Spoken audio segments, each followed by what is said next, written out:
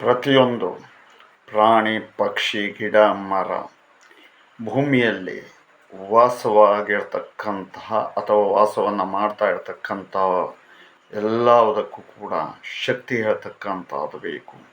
ಆ ಶಕ್ತಿ ಹೇಳ್ತಕ್ಕಂಥದ್ದು ಸೂರ್ಯನ ಕಿರಣದಿಂದಾಗಿ ಕೆಲವಷ್ಟು ಶಕ್ತಿಗಳು ಜಾಸ್ತಿ ಆಗ್ತಕ್ಕಂಥದ್ದು. ಅದಕ್ಕೆ ನಾವು ಸೂರ್ಯನಾರಾಯಣ ಸ್ಮರಣೆಯನ್ನು ಪ್ರತಿ ದಿವಸವೂ ಕೂಡ ಸಾಧ್ಯವಾದರೆ ಮಾಡಿಕೊಂಡ್ರೆ ತುಂಬ ಒಳ್ಳೆಯದು. ಸೂರ್ಯಾಯ ನಮಃ, ಆರ್ಯಮ್ನೇ ನಮಃ, ಭಗಾಯ ನಮಃ, ತ್ವಷ್ಟ್ರೇ ನಮಃ, ಪೋಷ್ಣ್ಯೇ ನಮಃ, ಅರ್ಕಾಯ ನಮಃ, ಸವಿತ್ರೇ ನಮಃ, ರವಯೇ ನಮಃ,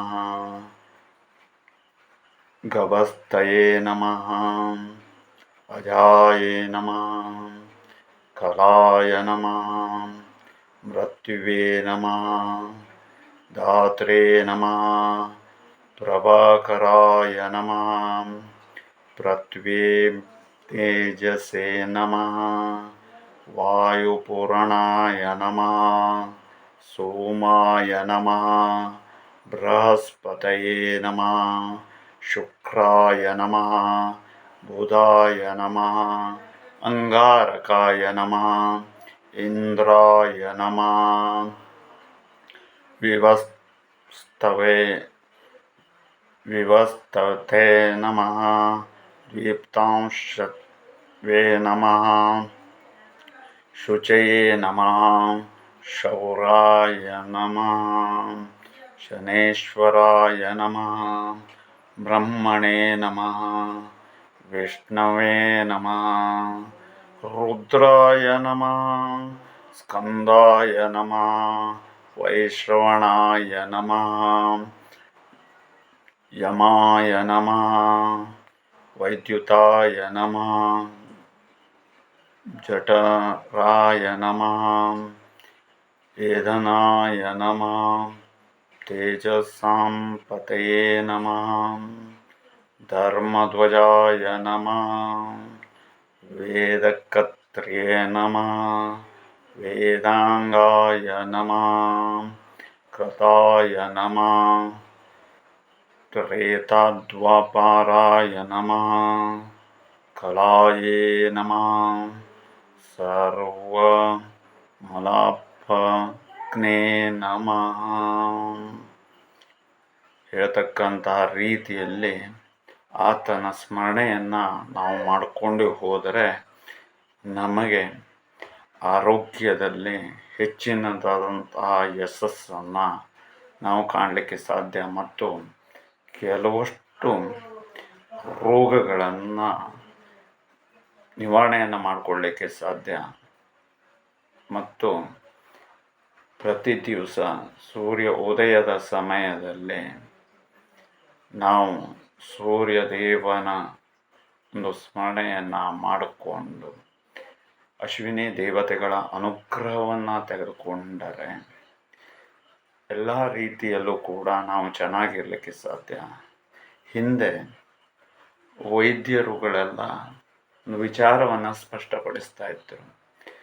ವ್ಯಕ್ತಿಗಳು ಆರೋಗ್ಯ ಸರಿ ಇಲ್ಲ ಅಂತ ಹೇಳುವುದಾಗಿ ಹೋದರೆ ನೀವು ಯಾವುದಾದ್ರೂ ಒಂದು ಒಳ್ಳೆಯದಾಗಿರ್ತಕ್ಕಂತಹ ಜ್ಯೋತಿಷ್ಯರ ಬಳಿಯಲ್ಲಿ ಹೋಗಿ ವಿಚಾರವನ್ನು ಮಾಡಿಕೊಂಡು ಅನಂತರದಲ್ಲಿ ಏನಾದರೂ ಪ್ರಸಾದವನ್ನು ತೆಗೆದುಕೊಂಡು ಬನ್ನಿ, ನಮ್ಮ ಕರ್ತವ್ಯವನ್ನು ನಾವು ಮಾಡ್ತೇವೆ, ಅವರಿಗೆ ಉತ್ತಮವಾಗ್ತದೆ ಅಂತ ಹೇಳುವಂತಹ ಮಾತನ್ನು ಹೇಳ್ತಾ ಇದ್ದರು.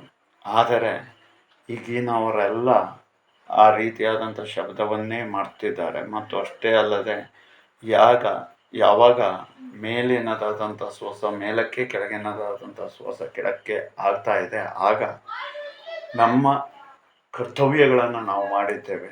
ಇನ್ನು ಪರಮಾತ್ಮನಿಗೆ ಬಿಟ್ಟಿದ್ದು. ನೀವು ಪರಮಾತ್ಮನನ್ನು ಅನುಗ್ರಹವನ್ನು ತಗೊಳ್ಳಿ ಅಂತ ಕಾಲವು ಮೀರಿದ ನಂತರದಲ್ಲಿ ತಿಳಿಸ್ತಾರೆ. ಆದರೆ ಜನರು ಕೂಡ ಅದೇ ಥರದಲ್ಲಿ ಹೋಗ್ತಾ ಇರತಕ್ಕಂಥದ್ರಿಂದಾಗಿ ದೊಡ್ಡ ದೊಡ್ಡ ಸಮಸ್ಯೆಗಳೆಲ್ಲ ಬೆಳೀಲಿಕ್ಕೆ, ಹೆಮ್ಮರವಾಗಲಿಕ್ಕೆ ಮತ್ತು ವಿಪರೀತವಾಗಿ ಹಾನಿ ಒಳಗಾಗಲಿಕ್ಕೆ ಇದು ಮುಖ್ಯವಾದಂಥ ಕಾರಣ ಅಂತ ನಮಗೆ ಅನ್ನಿಸ್ತಾ ಇರ್ತಕ್ಕಂಥದ್ದು.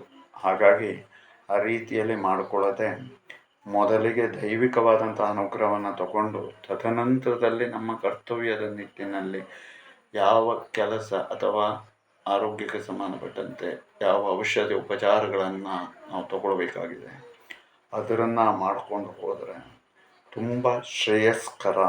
ಮತ್ತು ಅಷ್ಟೇ ಅಲ್ಲದೆ ಅದಕ್ಕೆ ಅಶ್ವಿನಿ ದೇವತೆಗಳ ಸಂಪೂರ್ಣವಾದಂತಹ ಅನುಗ್ರಹವೂ ಬೇಕು ಮತ್ತು ದೈವಿಕವಾದಂತಹ ಶಕ್ತಿ ಇದ್ದವರ ಹತ್ರ ಮಾತ್ರ ಅದು ಸಾಧ್ಯ. ಅಂತಹ ವ್ಯಕ್ತಿಗಳು ಕೆಲವು ಜನರು ಮಾತ್ರ ಸಿಗ್ತಾರೆ. ಅವರು ಏನು ನೀರನ್ನೇ ಮುಟ್ಟಿಕೊಟ್ಟರೂ ಕೂಡ ಅದು ಔಷಧಿಯಾಗಿ ಪರಿಣಾಮವನ್ನು ಕೊಡ್ತದೆ. ಅದಕ್ಕೆ ಕಾರಣ ಅಂತ ಹೇಳಿದರೆ ಅವರು ಆ ರೀತಿಯಾದಂತಹ ಒಂದು ಸಿದ್ಧಿ ಹೇಳ್ತಕ್ಕಂಥದ್ದನ್ನು ಮಾಡ್ಕೊಂಡು ಇರ್ತಕ್ಕಂಥದ್ದು ಮುಖ್ಯ ಕಾರಣವಾಗಿ ಇರ್ತದೆ ಅಂತ